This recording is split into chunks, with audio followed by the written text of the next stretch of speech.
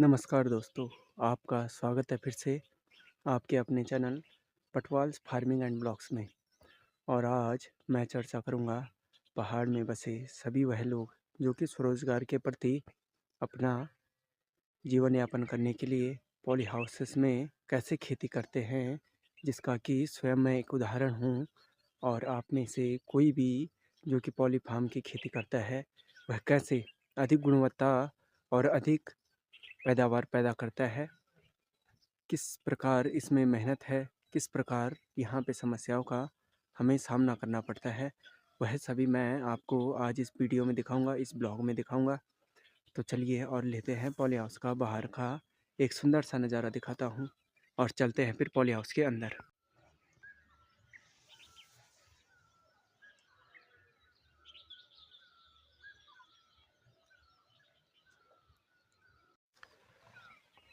तो ये वही पहाड़ है जहाँ पर कि स्वरोजगार के लिए हर वह व्यक्ति जो कि अभी भी पहाड़ों में बसे हुए हैं, जिनका जीवन यापन मात्र कृषि भूमि से ही संभव है और परिवार का जीवन यापन भी कृषि भूमि से ही संभव है। तो इस विषय में आज मैं आपको पूरी जानकारी दूंगा और कैसे एक पॉली हाउस पहाड़ों में लगाया जाता है और कैसे इसको तैयार किया जाता है कि इसमें खेती किस प्रकार की जाए। तो चलते हैं और जाते हैं हम अपने पॉली हाउस के अंदर, जो कि मैं स्वयं ही अपने इन पॉली हाउसेस में काम करता हूं। तो आप देख सकते हैं 2 पॉली हाउस हमारे यहाँ पर है और एक पॉली हाउस थोड़ा और दूरी पर है जो कि घर के बगल में है। तो यहाँ पर हम अभी आ चुके हैं और चलते हैं अंदर। तो आ चुके हैं हम अपने प्यारे से पॉली हाउस के अंदर। तो यहाँ पर आपको आज बताता हूँ कि किस प्रकार सब्जी उत्पादन के लिए हर वह कृषक जो कि स्वरोजगार के लिए इन पॉली हाउसेस पर निर्भर है।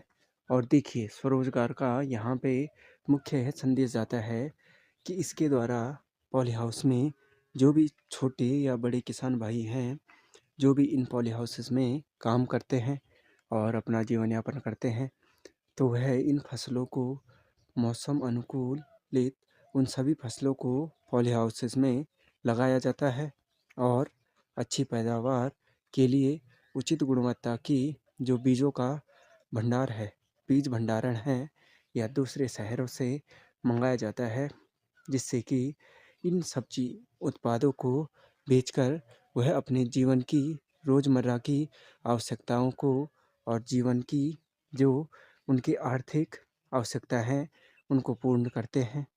तो चलते हैं अब और हम पहुंच चुके हैं अंदर। तो आप देख ही सकते हैं कि मैंने पिछले ब्लॉग में आपको बताया था कि हमने पॉली हाउस में वर्तमान समय में टमाटर लगाए हैं और यहाँ पर हमने कुछ पत्ता गोभी लगाई है। देखिए, हम कृषक भाई हैं तो हम क्या करते हैं कि अपनी खेती, जिसमें कि देखिए आप यहाँ पे देख सकते हैं कि हमने यहाँ पर टमाटर लगाए हुए हैं। तो टमाटर लगाए हैं, तो जो यहाँ पर हमने टमाटर की खेती लगाई है उसके अतिरिक्त हमने यहाँ पे लगाए थे पत्ता गोभी, जो कि काफ़ी बढ़िया हो चुकी है। और आप देख सकते हैं कि यह पत्ता गोभी तैयार हो गई है लगभग, और हमने इसमें से काफ़ी हिस्सा अपना यूज़ कर लिया है और काफ़ी स्वयं ही सब्जी के रूप में उपयोग कर लिया है और बाकी बाज़ारों में बेच दिया है।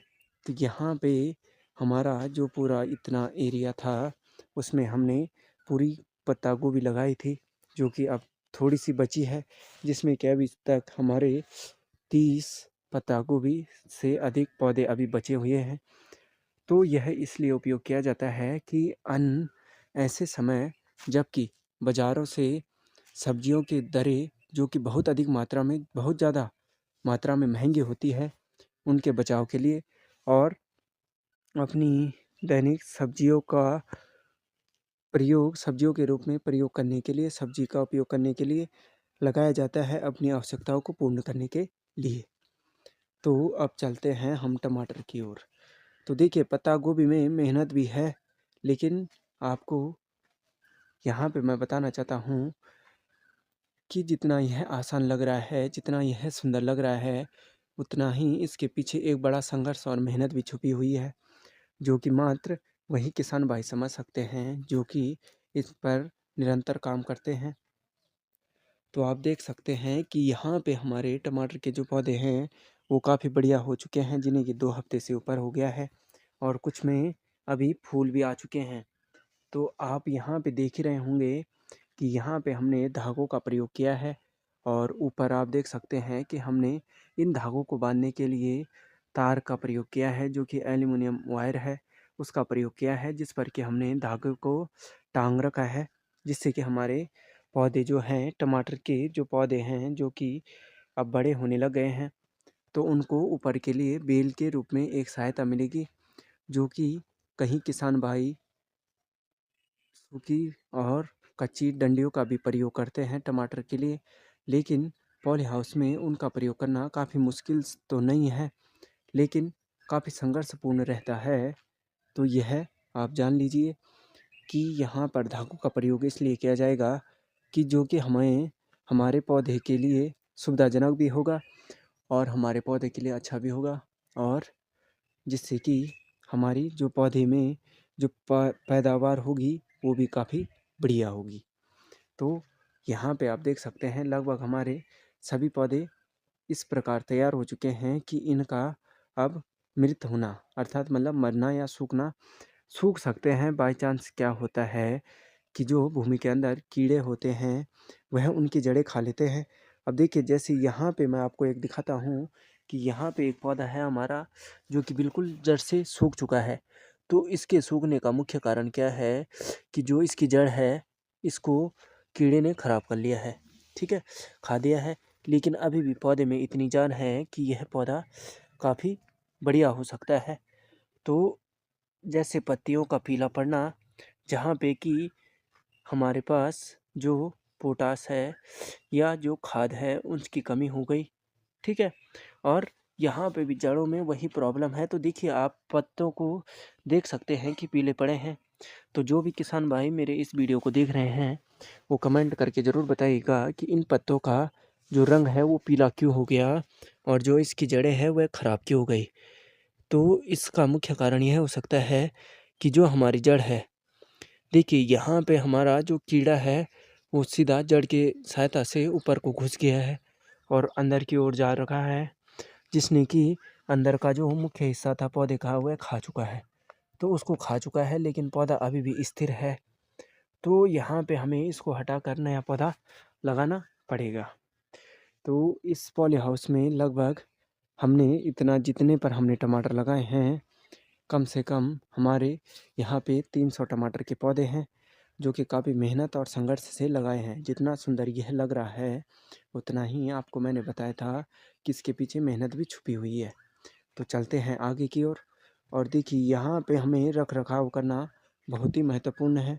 और पौधे आप देख सकते हैं, तो आप में से जो भी किसान भाई हैं, जो भी बड़े किसान जानकारी जो कि टमाटरों की रखते हैं, टमाटर पौधे या जो टमाटर की खेती करते हैं, वो कमेंट करके ज़रूर बताइएगा कि इस पर कौन सी बीमारी हो रही है, जिससे कि हम इलाज कर पाएँ। तो अब हमने यहाँ पे देखिए हमारी छोटी सी नर्सरी थी जहाँ पे हमने टमाटर लगाए थे, और यहाँ पे कुछ धागे लाया हूँ जो कि अभी हमारे पास बहुत सारे पौधे बचे हैं, जिनमें कि हमें अभी जो धागा है उसको टांगना है। तो यहाँ पे हमने नर्सरी लगाई थी। तो जो हमारे शिमला मिर्च के पौधे थे वे बहुत छोटे हो रखे थे उस टाइम। तो अब आप देख सकते हैं कि काफ़ी बढ़िया हो गए हैं, और जो बीज था वो काफ़ी ठीक भी नहीं था, बोल भी नहीं सकते हैं, क्योंकि बाय चांस कंडीशन ऐसी थी कि वो नहीं उगे। और कुछ बैंगन के पौधे भी हैं, और बैंगन तो आपको पता ही है कि बैंगन और शिमला मिर्च तो काफ़ी डिमांडेबल है, और टमाटर भी इस सीज़न में। तो यही मुख्य बातें हैं। और फिर अब है यहाँ पे कि हमारे जो पौधे हैं हमने लगा दिए, तैयार हो चुके हैं, तो उनकी गुड़ाई और निराई करना, उनसे खरपतवार हटाना बहुत महत्वपूर्ण है। अब इस एरिया में तो आप देख सकते हैं कि हमने पूरी मल्चिंग शीट लगा रखी है, तो हमें पौधों के चारों ओर की जो खरपतवार है उसको हटाने में कोई परेशानी नहीं होगी। लेकिन जो ये एरिया है जो यहाँ पे बेड बनाया है, यह कारण था कि अगर हम यहाँ पे 2 लाइन लगाते हैं तो हमारे पास जो बीच की नाली होती है जो कि चलने के लिए रास्ता छोड़ रखा है वो बहुत ज़्यादा हो जाता, जिस कारण हमें उसको हटाना पड़ा। तो यही है। और मुख्य बातें आपको यहाँ पे ध्यान देनी है कि निराई के समय आपको खाद या गोबर, गाय गोबर का प्रयोग अवश्य करना है। और देखिए, जैविक खेती का प्रयोग भी हम करते हैं, जैविक खेती भी करते हैं, लेकिन कीटनाशक का प्रयोग भी करना उतना ही महत्वपूर्ण है, क्योंकि जैविक खेती मात्र हम घरेलू, जो कि हमारे पास घरेलू नुस्खे हैं बीमारियों को भगाने के लिए, वो उतने महत्वपूर्ण नहीं होते, क्योंकि आपको पता ही है कि वर्तमान समय में जो फसलें हैं उन पर अन्य अन्य प्रकार की बीमारियां लगती हैं, कीड़े पनपते हैं। तो उनसे बचाने के लिए हमें कीटनाशक का प्रयोग करना बहुत ज़रूरी हो जाता है। तो यही है हमारे पॉली हाउस का। और दूसरे पॉली हाउस में भी हमने यही टमाटर बो रखे हैं। सेम हमने 2 पॉली हाउसेस में टमाटर लगाए हैं और एक में लगाए हैं हमने पत्ता गोभी। तो चलिए, आप कमेंट करके ज़रूर बताइएगा कि आपको मेरा ये वीडियो कैसा लगा, और आप में से कौन-कौन किसान भाई हैं जो कि पॉली फार्म में खेती करते हैं या अन्य खेती करते हैं। तो वह हमें ज़रूर बताइएगा कि जो टमाटर की जड़ें हैं वह ख़राब हुई हैं, तो उसका मुख्य कारण क्या हो सकता है? कमेंट में ज़रूर बताइएगा। और क्योंकि आपको यहाँ पे बता सकता हूँ कि बहुत सारे पौधे हैं जो कि ख़राब हो चुके हैं। चलिए, तो इसको यहीं पर समाप्त करते हैं और बढ़ते हैं अगले नए ब्लॉग की ओर। और सभी किसान भाइयों से मेरा अनुरोध है कि आप में से जो भी टमाटर के बारे में पूर्णतः जानकारी जानता है, जानकारी पता है, वह ज़रूर बताइएगा कि यह कौन सी बीमारी है कि जो हमारे पौधे हैं वो हरे हैं, लेकिन उनकी जड़ें भूरी होने लग गई है और उनके जो अंदर का हिस्सा है वो बिल्कुल सूख चुका है, सिमट चुका है। तो ज़रूर बताइएगा। और अगर आप आपके अपने चैनल पटवाल्स फार्मिंग एंड ब्लॉग्स में पहली बार आए हैं तो चैनल को सब्सक्राइब करना, अपने दोस्तों के साथ, परिवार के सदस्यों के साथ भी शेयर करना मत भूलिएगा। तो मिलता हूँ आपको नए ब्लॉग के साथ। धन्यवाद आप सभी दोस्तों का कि आप मेरे चैनल पर आए और मेरे चैनल को सब्सक्राइब किया और मुझे इतना सपोर्ट कर रहे हैं। तो आप सभी सब्सक्राइबर्स का बहुत बहुत धन्यवाद।